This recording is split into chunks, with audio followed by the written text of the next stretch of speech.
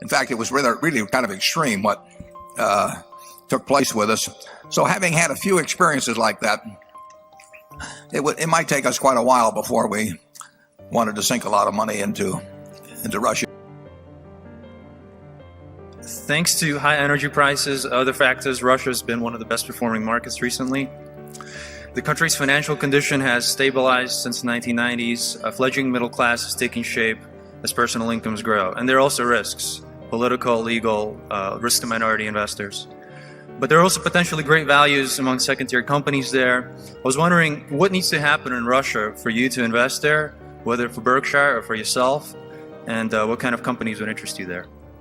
Yeah, it sounds like you may own a few Russian stocks yourself. I would,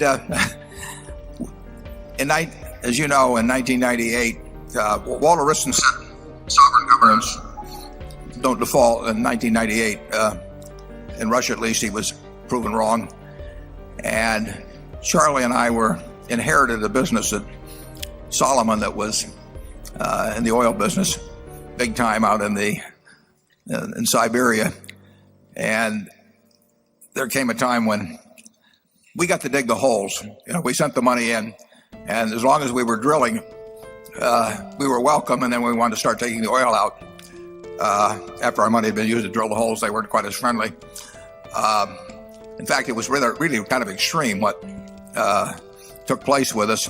So having had a few experiences like that, it might take us quite a while before we wanted to sink a lot of money into Russia.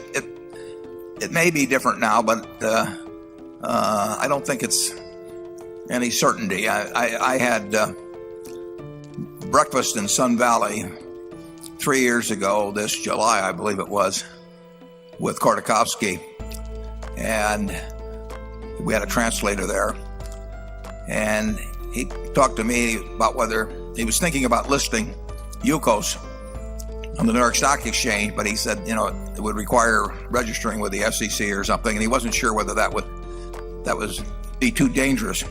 Well, I don't think he listed there, but he went back to Russia, and he's been in jail now for just about ever since.